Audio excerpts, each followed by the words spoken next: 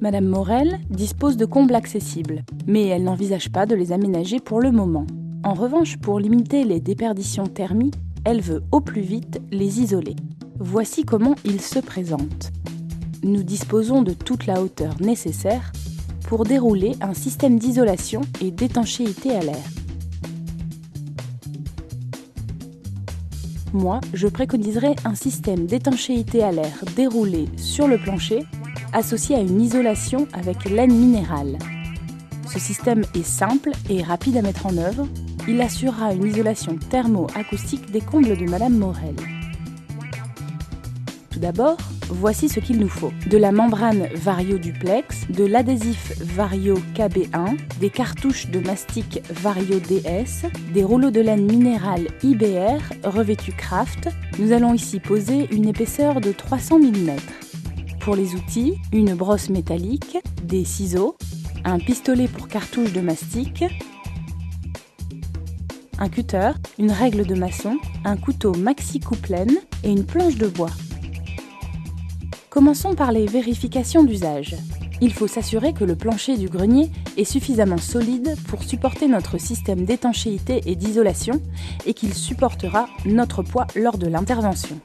Vous devez impérativement porter des équipements adaptés. Munissez-vous systématiquement de gants, lunettes, masques jetables et veillez à porter des vêtements à manches longues. Voici comment ça va se passer. Nous allons commencer par poser notre système d'étanchéité. Nous allons dérouler au sol de la membrane Vario Duplex en la faisant remonter en périphérie. Puis nous allons réaliser la jonction des laits avec de l'adhésif Vario KB1. Puis réaliser l'étanchéité de la périphérie avec du mastic Vario DS le long des murs. Ensuite viendra la laine minérale pour l'isolation. Nous déroulerons de l'IBR de 300 mm d'épaisseur sur toute la surface du plancher en veillant à réaliser une isolation continue. Avant de commencer, et pour garantir la durabilité de notre système d'étanchéité, il faut préparer les supports. Ils doivent être non pulvérulents et non poussiéreux. Ici, le mur s'effrite. On va donc nettoyer le mur sur une hauteur de 10 à 15 cm avec une brosse métallique. Puis, on finit le nettoyage de toute la surface du comble au balai. On commence maintenant par la pose de la membrane Vario Duplex. On pose le premier lait de membrane. Il faut laisser un débord de 10 cm minimum sur toute la périphérie. Puis, on déroule la membrane jusqu'au mur opposé. On prévoit le débord de 10 cm, puis on coupe à l'aide de ciseaux. Utilisez le marquage de la membrane Vario pour vous aider pour les repérages et la découpe. Voici le premier lait en place.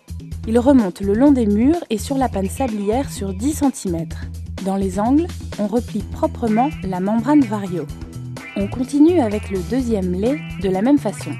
On le superpose au précédent avec un recouvrement de 10 cm en s'aidant du marquage présent sur la membrane.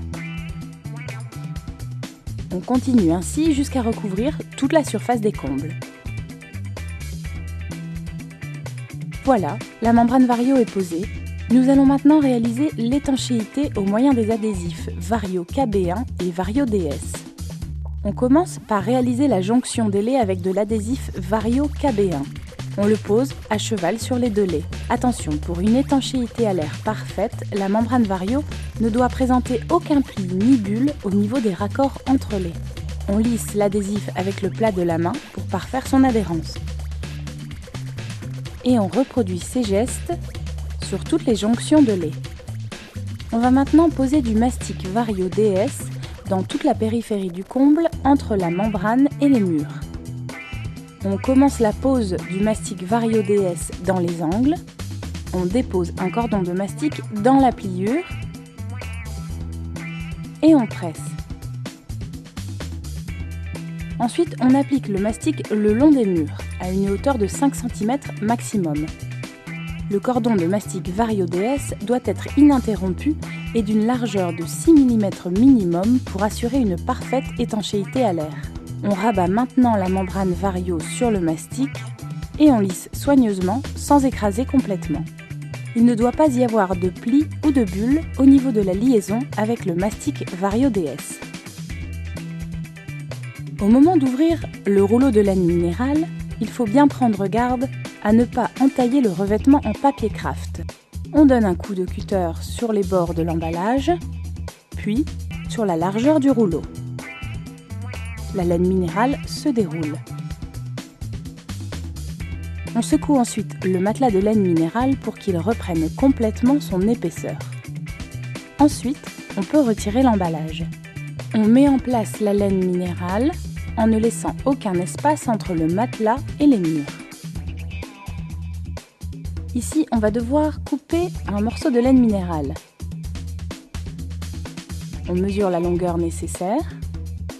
Pour ne pas risquer de couper la membrane lors de la découpe, on glisse une planche de bois sous le matelas, au niveau de la découpe à réaliser. On reporte la mesure augmentée de 1 cm sur le matelas de laine, côté craft, et on pose la règle. Utilisez le marquage présent sur le papier craft, il est là pour vous guider. Pour faciliter la découpe, on comprime la laine, puis on coupe à l'aide du couteau maxi coupe-laine, le long de la règle. Enfin, on termine la coupe du lait si nécessaire, en glissant le maxi coupe-laine sous le matelas. On met en place notre découpe. Il est important d'assurer la continuité de l'isolation. On place notre découpe bien bord à bord avec le précédent morceau. Et on recouvre ainsi toute la surface des combles. Pour plus de performance, vous pouvez poser une seconde couche de laine minérale. Choisissez-la alors sans revêtement craft. On pose cette seconde couche perpendiculairement à la première à l'avancée, en prenant bien soin de ne pas marcher sur la laine déjà posée. Voilà, les combles de Madame Morel sont maintenant parfaitement isolés. Je récapitule les étapes. Nous avons posé la membrane, nous avons finalisé l'étanchéité et enfin nous avons posé la laine minérale.